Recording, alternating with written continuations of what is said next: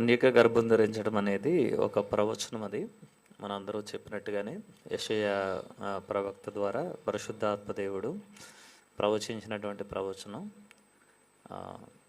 ప్రవచనం ఎప్పుడు కూడా మనుషులను ఊహను బట్టి ఎక్స్పెక్ట్ చేసి అబ్బాయి పుట్టొచ్చులే లేదంటే అమ్మాయి పుట్టొచ్చులే అన్న కన్ఫ్యూజన్లు ఎప్పుడు కూడా చెప్పడు. ఎప్పుడు కూడా చాలా క్లియర్ కట్గా కన్యక గర్భంలో ఒక కుమారుడు పుడతాడు అనేటువంటి చాలా క్లియర్ కట్ విషయాన్ని చెప్పడం అని దాన్నే ప్రవచనం అంటారు.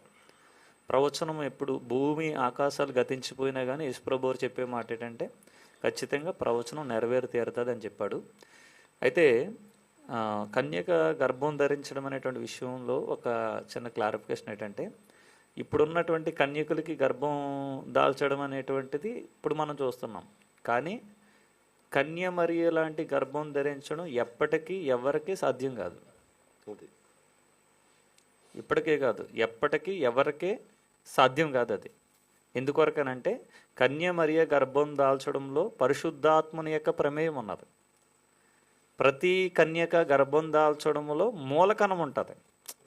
పురుషుని ప్రమేయం లేకపోయినా మూలకణం ఉంటుంది. కానీ యేసుక్రీస్తు వారిని గర్భం ధరించడం విషయంలో మానవ మూలకణం ఉండదు. అది పరిశుద్ధాత్మ దేవుని వలన కలిగినది. పరిశుద్ధాత్మ వలన కలిగినది. ఇంకో విషయం ఏంటంటే, మనుషులకు అసాధ్యమయ్యే వాటిని దేవుడు ఎప్పుడు చేయడం. మనుషులు చేయగలిగిన వాటిని, మనుషులకు సాధ్యమైన వాటిని చేస్తే ఆయన దేవుడు ఎలాగవుతాడు? ఆయన మనుషుడే అవుతాడు. కనుక దేవుడు ఎప్పుడు చేసినా సరే మనుషులకు సాధ్యము కానిది, అంటే మట్టి నుంచి జానకోయ్య గారు చెప్పినట్టు మట్టి నుంచి మానవుడిని చేశాడు. అది మనుషులకు ఎప్పుడు సాధ్యం కాదు. ఎముకని తీసి స్త్రీని చేశాడు దేవుడు. అది ఎప్పటికీ మనుషులకు సాధ్యం కాదు. అలాగే కన్యమరియ గర్భములో పరిశుద్ధాత్మ ద్వారా కుమారుణ్ణి జన్మింపజేశాడు. అది ఎప్పటికీ సాధ్యం కాదు. మృతతుల్యమైన గర్భములో శారాకే బిడ్డనిచ్చాడు. అది ఎప్పటికీ సాధ్యం కాదు. అంటే దేవుడు ఎప్పుడు ఏది చేసినా మనుషులకు అసాధ్యమైన వాటిని దేవుడు చేస్తాడు అనేటువంటి విషయాన్ని గుర్తుపెట్టుకోవాలి. అందుకొరకే క్రైస్తవ్యం ఏంటంటే విశ్వాస సంబంధమైనది. ఇది నువ్వు నమ్మవు నమ్మలేదు అనేటువంటి దాని గురించి ఇక్కడ మాకు అవసరం లేదు. నమ్మితే రక్షణ పొందుతావు. ఇది నమ్మాలి.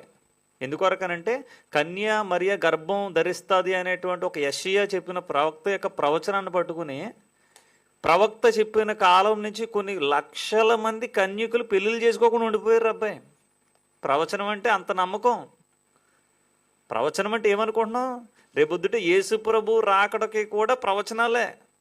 ఏం జరగబోతుంది ఏంటనేది ప్రవచనం చెప్పిన దాని ప్రకారంగానే ప్రపంచ భవిష్యత్తు ఆధారపడి ఉన్నది. ప్రవచనం అంటే అది.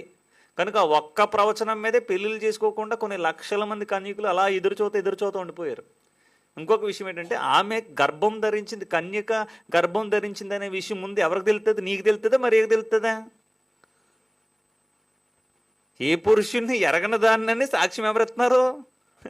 మరి నీకేం తెలుస్తుంది? నువ్వు గర్భం ధరించినట్టుగానే నీకు గర్భం వచ్చినట్టుగా నువ్వెందుకు మాట్లాడుతున్నావు? ఆమెకు తెలిసే ఆ విషయం, ఆమె చెప్తున్న డిక్లేర్ చేస్తుంది. ఇంకో విషయం ఏంటంటే, యేసేపు కూడా అంటాడు, రహస్యముగా ఆమెనే వదిలేద్దాం అనుకుంటాడు. ఎందుకంటే అక్కడ యేసేపు నా ప్రమేయం కూడా లేదు, ఎలాగొచ్చింది గర్భం అని యేసేపుకు డౌట్. అప్పుడు దేవదూత వచ్చి, బాబు ఇది పురుషుని ప్రమేయం కాదు, ఇది దేవుని వలన జరిగింది ఈ కార్యం అని చెప్తే, అప్పుడు యేసేపు ఇక ఆ బిడ్డ పుట్టేంత వరకు కూడా ఆమెతో ఎప్పుడూ కూడా అతడు పోలేదు. అది దేవుని కార్యం, అది దేవుని యొక్క శక్తి. నీలాంటి అవిశ్వాసులకు, గ్రుడ్డివారికి ఇది అర్థం కాదు. అర్థమైతే నీకు రక్షణ, నిత్య జీవం. అట్టి మారు మనసు దేవుడు మీకు దయచేయను గాక.